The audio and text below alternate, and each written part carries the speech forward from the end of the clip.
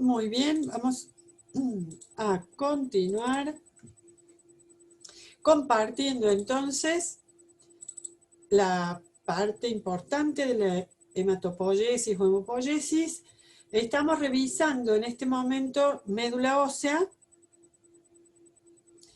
y decíamos que por dentro de los huesos está la médula ósea, que estaba compuesta por una matriz que acá está, se la ve bastante abundante, pero ya van a ver que son los efectos didácticos, muchas células capilares con su endotelio y las series, que así se llaman, o líneas, las líneas rojas o serie roja, en donde una célula madre está transformándose, o sea, expresando genes, inactivando otros, de manera tal que se va convirtiendo en células precursoras de los glóbulos rojos o eritrocitos que salen a circular,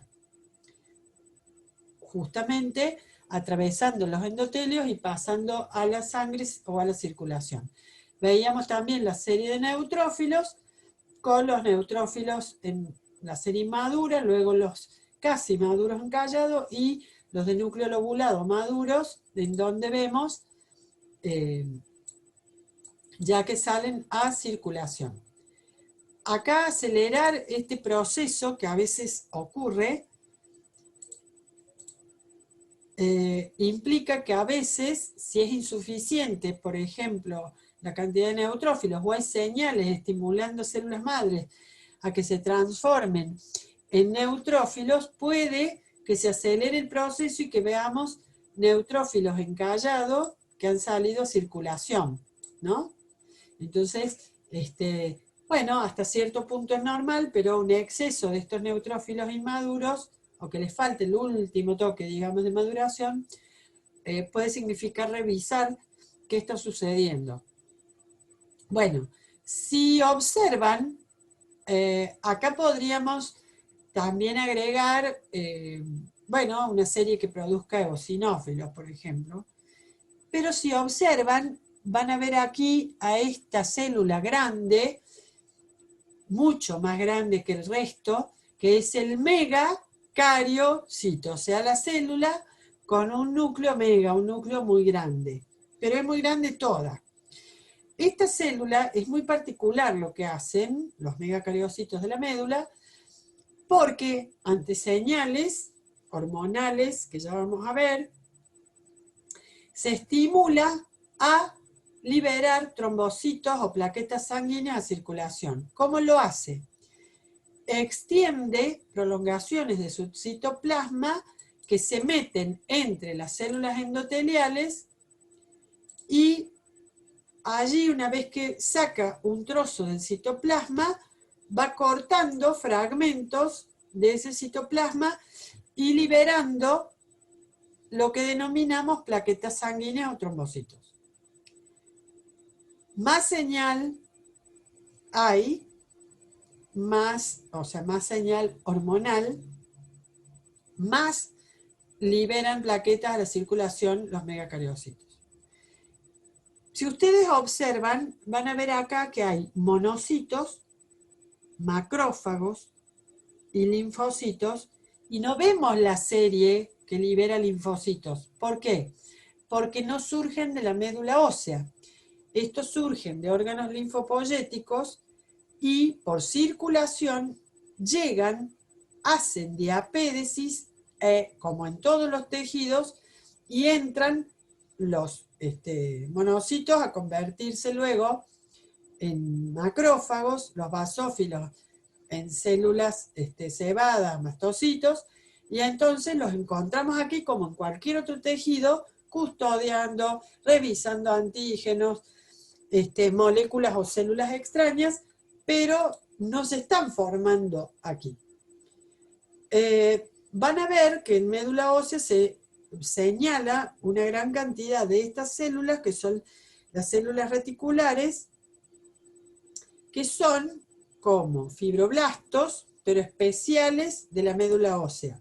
Y van a estar, como en todos las otras matrices extracelulares, fibras reticulares, muchas fibras de colágeno dando sustancia extracelular, ¿no?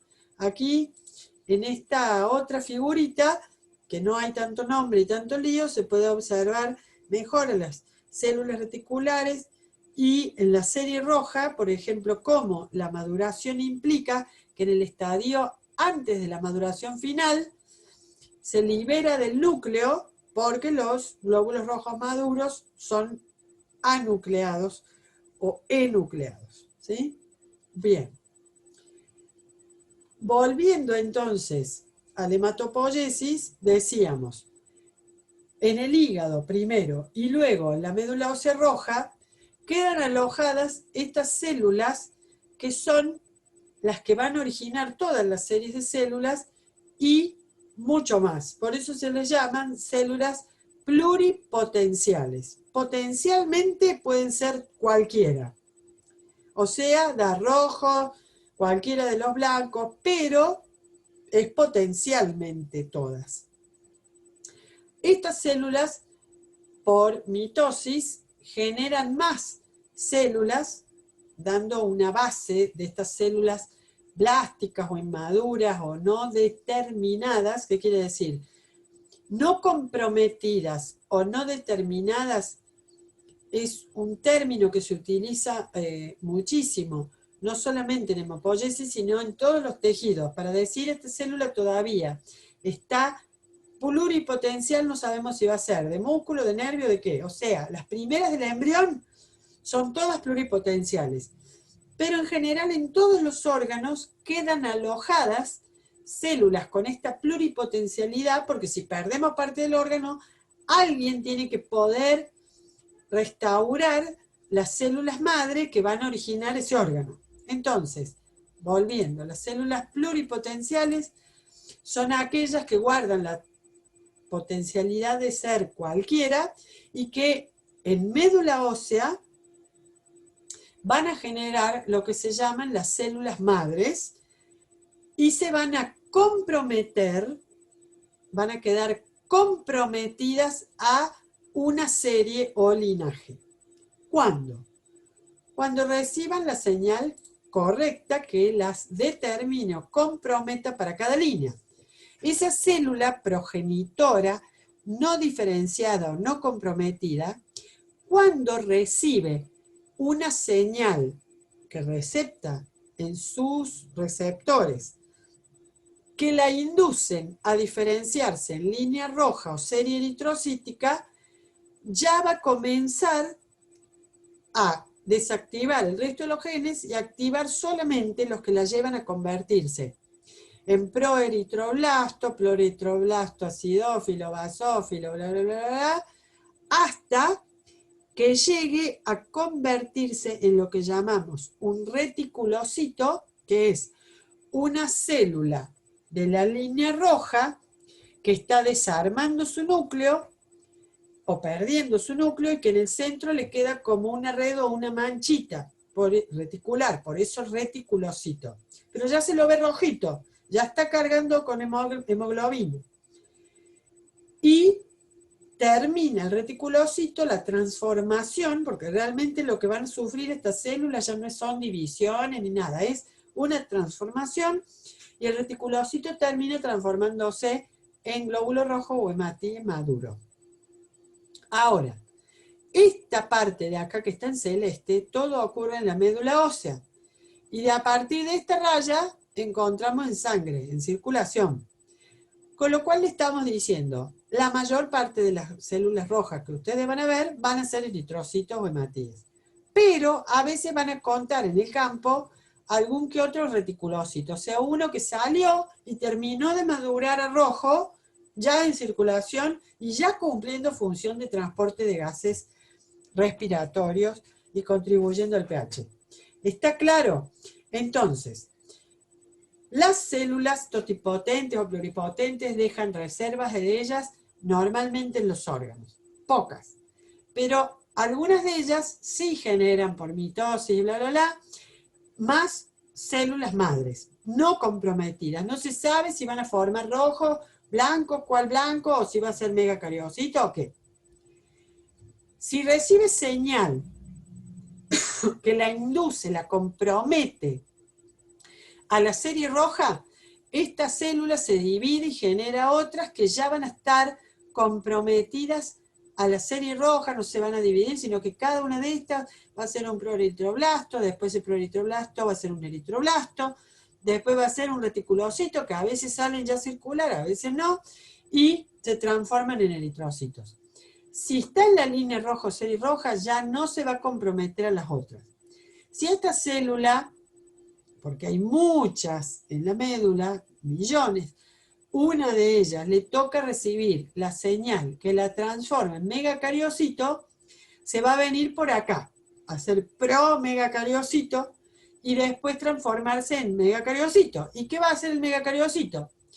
Extensiones y liberar fragmentos de su citoplasma a la circulación que van a ser las plaquetas o trombocitos. Pero si es de esta línea ya no es roja. Si la célula madre satura sus receptores con señales que la comprometen a esta línea de granulocitos, va a venir para formar o neutrófilos, ¿sí? Pero también puede recibir señales que diferencien a esta línea de esta y formar o neutrófilos o monocitos. Esta sería que se ha venido a la serie neutrofílica y que esta precursora se ha venido a la serie monocítica. Si la célula madre recibe señales que la van a hacer ir a la serie basofílica, se transforma, se llena de gránulos, no le vemos casi el núcleo de los gránulos azulófilos, y son poquitas, pero son los basófilos.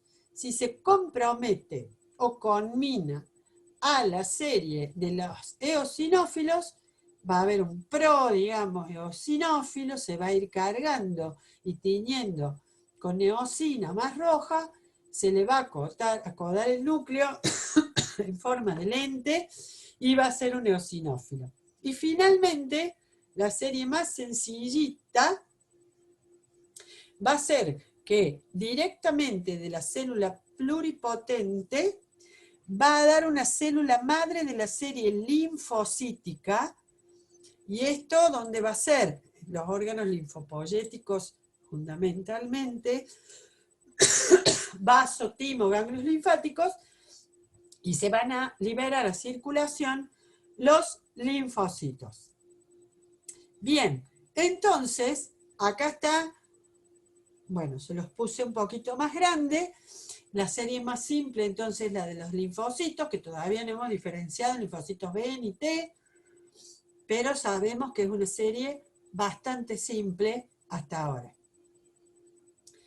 Bien, acá cada uno de estos tiene sus señales, pero digamos, no, me quiero volver ahora esto. Muy lindo porque acá está todo separado, precioso. Cuando vean al microscopio médula ósea no van a ver nada así. Que van a ver un lío bárbaro de células con núcleos diferentes, con tamaños diferentes. ¿Por qué? Porque van a estar todos los precursores de todas estas series mientras se transforman mezclados. Así que lo que van a ver idealizado es esto. Ni les cuento cuando lo vean en serio. ¿Qué hay acá? De todo.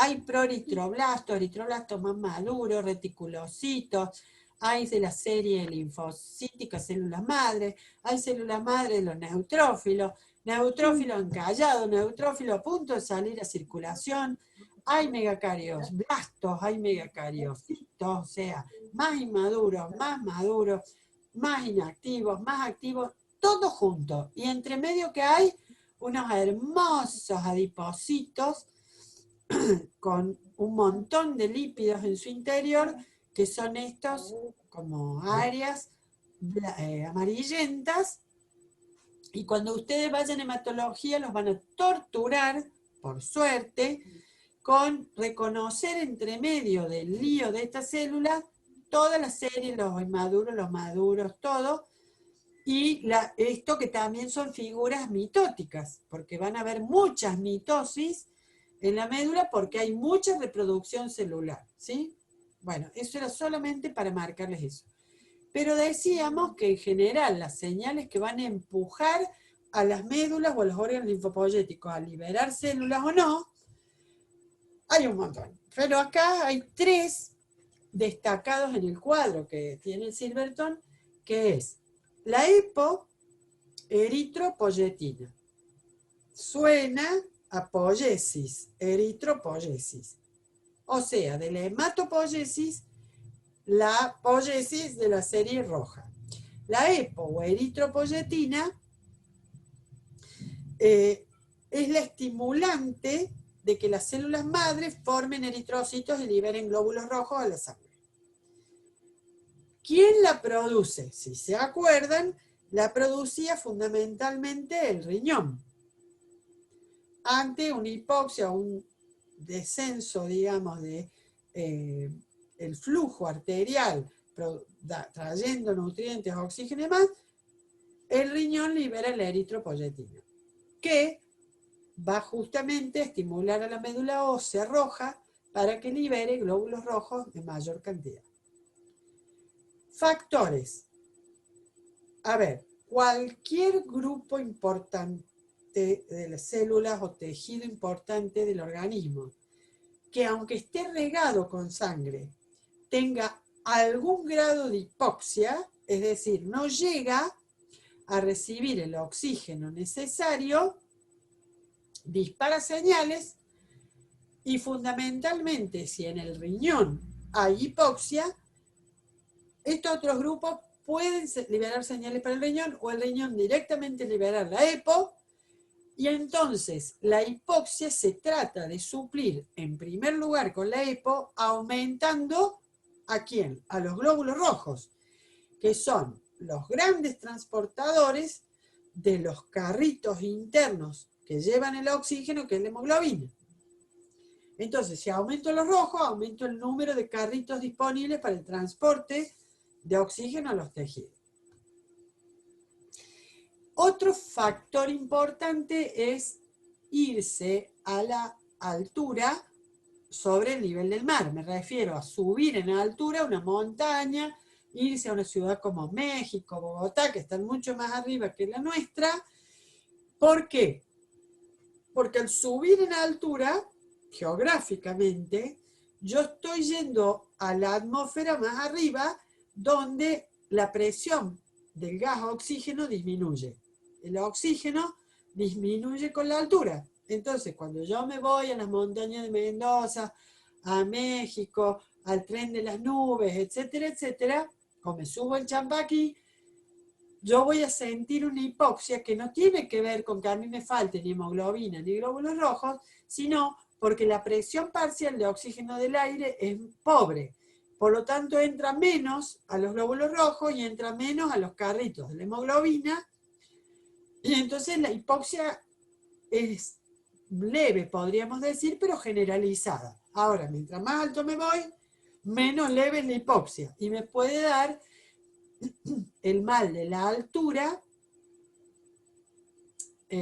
o soroche, como le dicen en el norte nuestro, por ejemplo, que es el apunamiento, o mal de altura, que es la hipoxia no generada en la fisiología corporal, sino en la baja presión de oxígeno del aire atmosférico. Obviamente que también va a haber mayor cantidad de eritropoyetina. Quisiera que me lo digan ustedes. ¿Cuándo va a salir más eritropoyetina del riñón? Además de ir a la altura, además de una hipoxia, porque por ejemplo se haya taponado una arteria o un vaso sanguíneo. ¿Qué otra cosa va a hacer que salga EPO a circular? ¿Qué les parece? A ver, micrófono y diciendo. ¿En la anemia puede ocurrir también, profe? Claro, ¿quién dice? Maribel. Muy bien. Ante una anemia, sea por poca hemoglobina o por pocos rojos con poca hemoglobina, vamos a encontrar mayor eritropoyetina intentando restaurar la homeostasis del número normal de glóbulos rojos y hemoglobina que se necesita. Por supuesto que ante una pérdida sanguínea importante, donación de sangre, hemorragia, lo que fuese de ese estilo, también vamos a ver más hepocirculante tratando de lograr el equilibrio. La otra es la TPO. De nuevo, nos dice mucho el nombre, la trombopoyetina. La trombopoyetina, ¿a quién estimula? A los megacariocitos a que liberen más trombocitos o plaquetas. ¿Quién libera la TPO? Fundamentalmente el hígado. Hay otros órganos, el pulmón y otros órganos, pero la mayor proporción es liberada desde el hígado. Y después, Silverton los pone como muy general, que ustedes cuando vean sangre en hematología y demás, van a ver, deberían ver más profundo esto o en análisis, que son en general todo lo que se llama factores estimulantes de colonia, FEC o CEF, depende de cómo lo quieran escribir, citoquinas, que por ser entre glóbulos blancos, señales que se hacen entre glóbulos blancos entre sí, entonces los glóbulos blancos ya en circulación se liberan ante la hipoxia, la falta de hemoglobina en los tejidos, o inflamaciones, se liberan todas las interleuquinas para estimular a la médula ósea y los órganos linfopoyéticos a liberar más de ellos, de todo o de algún tipo. Entonces ahí se llaman interleuquinas, son citoquinas pero entre glóbulos blancos. Entre ellos, leuquinas, citoquinas de los leucocitos. Y los factores de células madre. Entonces, ¿dónde ubicamos a estos señores? Acá están los factores estimulantes de cada colonia, o sea, de la colonia eritropoyética, de eritrocítica, de la colonia megacariocítica, de la colonia neutrofílica, etcétera, etcétera.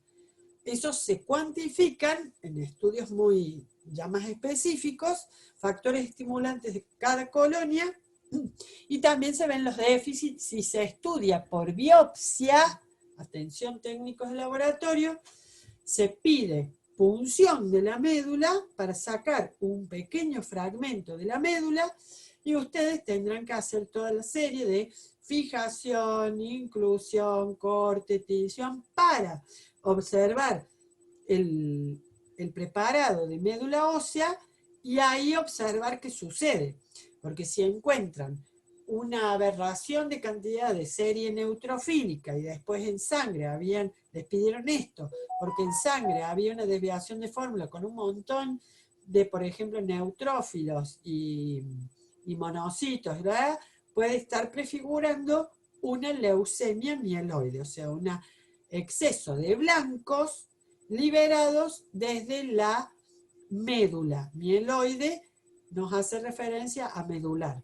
Entonces una leucemia mieloide va a necesitar, además de un hemograma con una fórmula leucocitaria desviada, aumentada, ver la biopsia de médula y observarla, y eso les van a enseñar en hemato, observar médulas normales y con linfomas, con,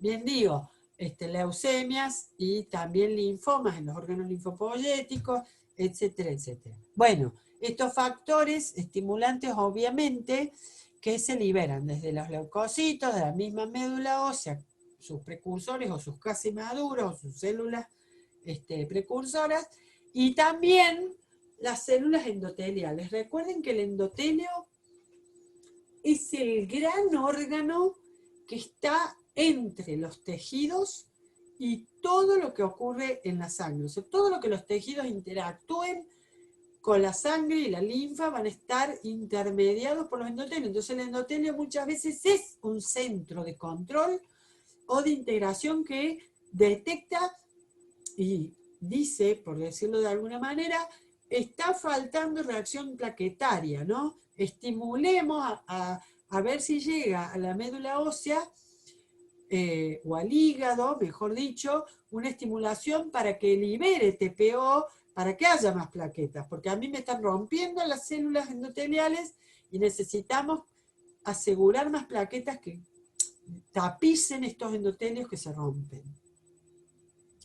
O el endotelio también reacciona con, en vez de tener una sangre fluida circulando y bañando sus células, teniendo un tapón gelatinoso que es un coágulo, y entonces ese endotelio liberará señales para que donde corresponda se agilice el mecanismo desarmador de coágulos para fluidificar la circulación, que el mismo endotelio va a sentir como una hipoxia, porque está estancada la sangre y le faltan nutrientes y oxígeno al propio endotelio. ¿Se va entendiendo más o menos lo que estamos hablando? Pregunten o digan qué es lo que falta que yo aclare mejor, por favor, porque estos temas son muy amplios, yo voy saltando de un poco de uno al otro, que es la única manera que tengo de avanzar, ¿no?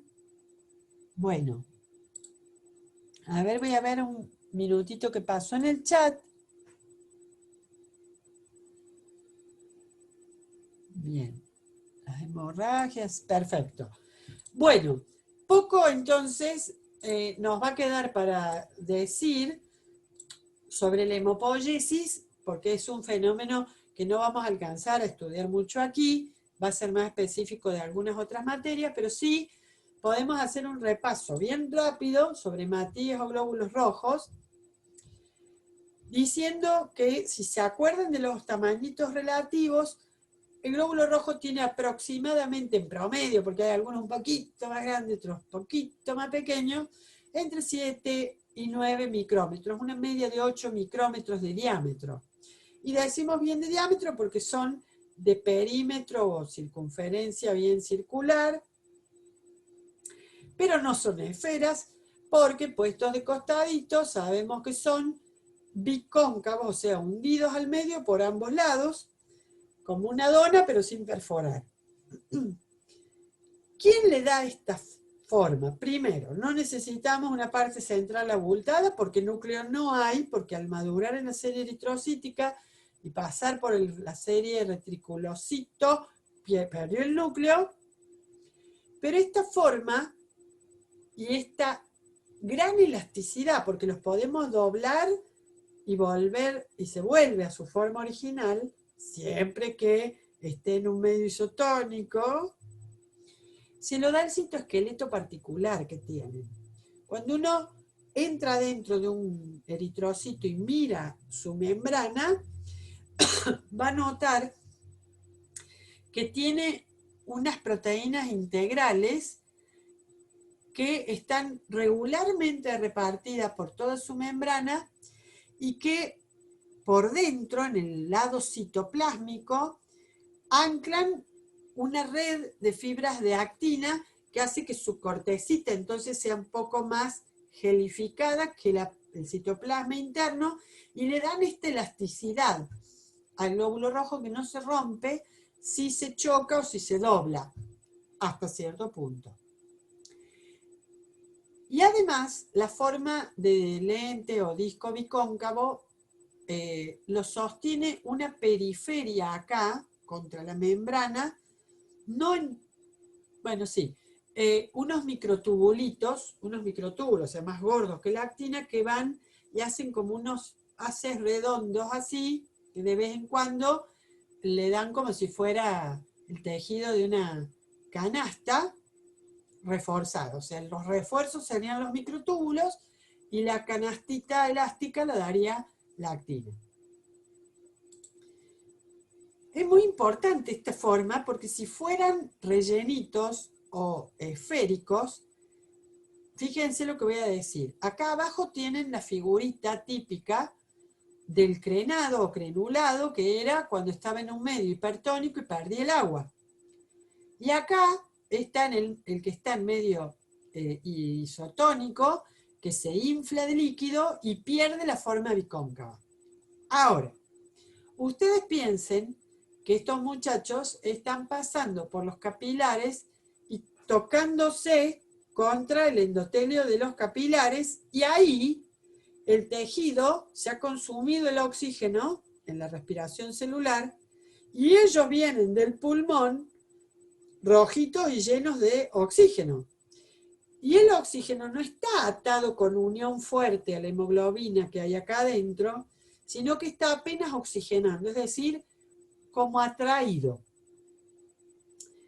En cuanto este glóbulo rojo normal pasa por el tejido, que está consumiendo el oxígeno solito difunde, por difusión simple, sale de la hemoglobina, de adentro de este glóbulo rojo, y va al tejido, va a las células.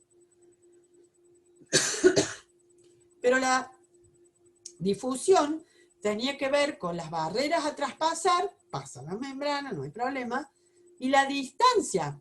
Si este glóbulo rojo está muy lejos del endotelio, hasta que el oxígeno pase, salga del glóbulo rojo, pase el endotelio, llegue a la célula, le dejó un poco de oxígeno y se fue con el resto, y el oxígeno falta en el tejido. Esta forma asegura que rápidamente el oxígeno pase al plasma que está bañando estos glóbulos rojos y del plasma entre al endotelio y al tejido. Esta forma toda esférica, acá adentro al centro, el oxígeno hasta que salga por toda esta distancia, pase al plasma, ya fue, ya está llegando el pulmón con el próximo latido cardíaco. ¿Se entiende esto que estoy diciendo? Entonces, la forma bicóncava asegura una mayor eficiencia en la difusión del oxígeno al tejido y también que del tejido saturado de dióxido de carbono le difunda y entre rápido también al glóbulo rojo que se lo va a llevar al pulmón. Con esta o con esta forma no es eficiente. Ni hablar esta tercera figurita, en donde los glóbulos rojos, no todos, pero una parte de ellos, tienen forma de C, de coma o de media luna, que es un tipo de anemia. Esta anemia se llama anemia falciforme, tiene forma de hoz, por eso de falciforme viene de forma de hoz, y tiene que ver con un defecto genético que hace que se malforme la hemoglobina. Miren lo que estoy diciendo. La hemoglobina tiene que tener una formita normal y todos los cientos de miles, millones de hemoglobinas que hay dentro del rojo, con esa forma normal, atraen una cantidad de agua y sales normal y toman el oxígeno normal. Pero si esa hemoglobina, en vez de ser la cabecita del hemo y 4 pelotitas, se alarga, se hace como fibrilar, se unen unas con otras y se hacen como una varita. Y eso es un defecto genético de la hemoglobina. Y esas varitas, con otras varitas, alargan a la hematíe y le dan esta forma que se quiere redondear y no llega. Anemia falciforme en forma de hoz, defecto genético en la hemoglobina, que para efectos del transporte de oxígeno y de dióxido de carbono es inútil. Y suelen también a veces romperse o romper a los otros hematíes.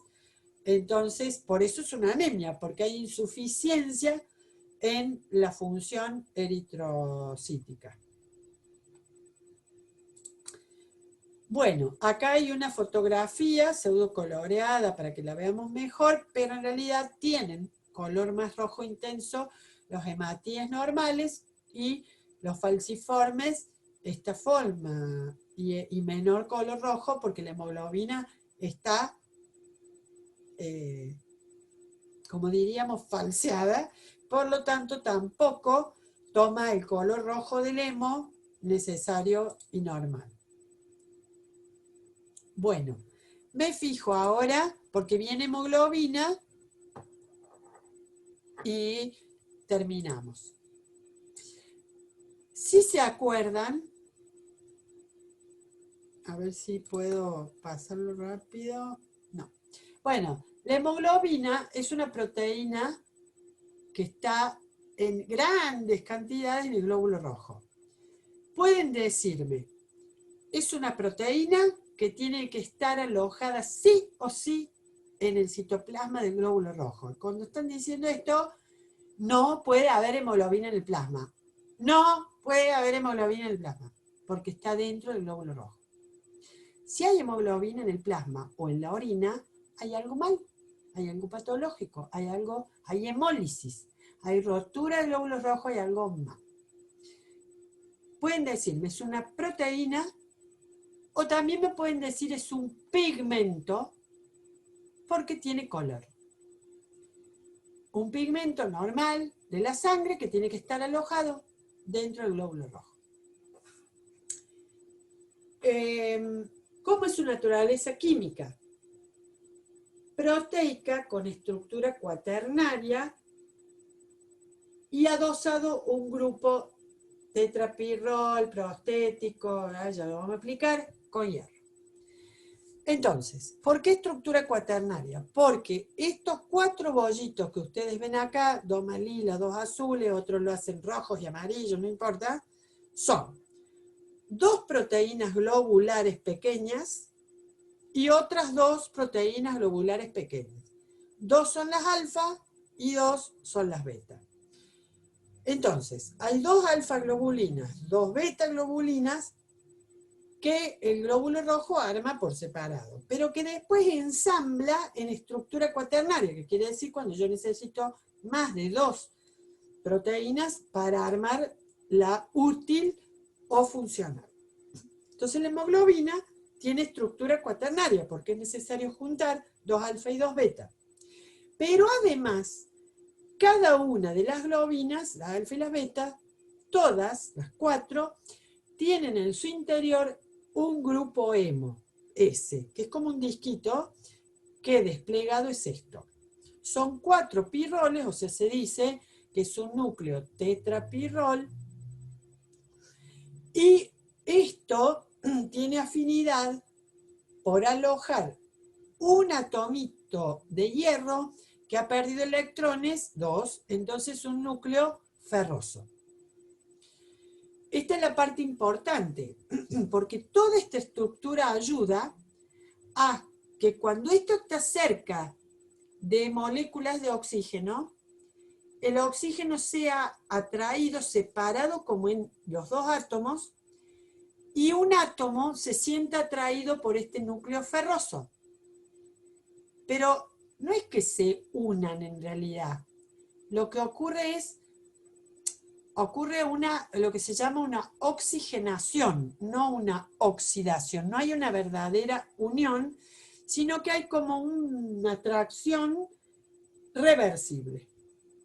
Por eso, en el pulmón, con el aire oxigenado, pasan los glóbulos rojos y todos estos hemos de la hemoglobina atraen oxígeno y se lo llevan. Y en cada tejido se va desprendiendo ese oxígeno por difusión y porque sigue el gradiente de presión.